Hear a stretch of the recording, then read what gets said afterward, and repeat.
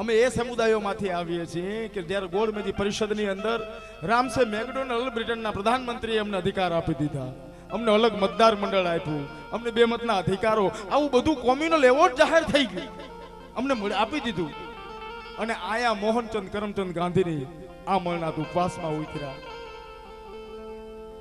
અને જ્યારે એ ખોડિયું જર્જરિત થયું અને એ સમયગાળાની અંદર આપણે આપણા તમામ અધિકારો નેવે મૂકી અને ગાંધીનો જીવ બચાવવા બાબા સાહેબ મેદાનમાં ઉતરે. અમે જીવાડવા વાળા સમુદાયમાંથી આવીએ છીએ, મારવા વાળા નહીં, જીવાડવા વાળા સમુદાય. એકની હજારો દાખલા છે આ સમુદાયના. વર્ષોથી અમારી પૂજાઓને ખોલીને અમે બેઠા, કોઈક અમને બધ ભરે, કોઈક અમને બધ ભરે, પણ અમારા પીઠમાં તમે છુરા જ માર્યા છે સાહેબ, બધ. એકની હજારો ઘટનાઓ, હજારો દાખલાઓ, સમયે સમયે મહાનાયકો. પણ મને જે 2 વાત કરવાની કીધી છે એટલે હું હા બધી બરોબર છે. કેટલી વાતોની ફરમાઈશો છે. મને એવું લાગે છે કે કકરવા કચ્છવાળાને અહીં બોલાવી લઈએ, અહીંયા જ કરી નાખીએ કાલની રાત.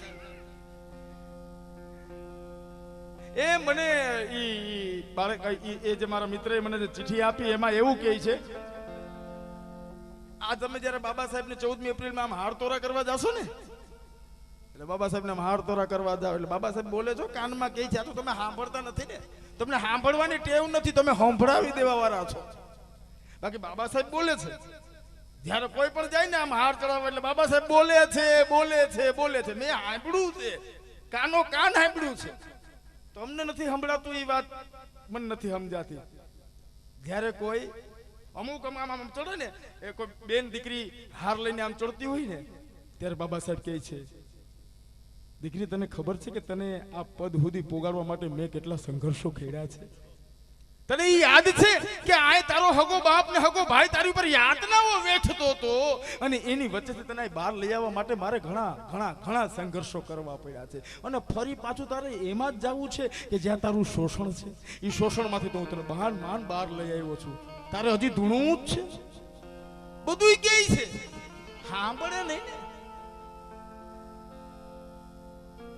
યુવાન જાય તો યુવાન ને કહે છે બાબા સાહેબ, એટલે જય ભીમ જ કરે છે કે મને વાંચે છે, સમજે છે મને કે પછી જય ભીમ નીકળી ગયો છે. અમુક ને તો બાબા સાહેબ ન્યાથી હેઠેથી જ ના પાડી દે કે તું તો આવતી નો જ નહીં. અમુક ને ના પાડી દે કે તું તો ચડતો જ નહીં, તોય નકટો થઈને જાય. અને એ પાછું તમને ખબર હોય બધાને કે કોણ નકટો છે અને તમે જવા દો.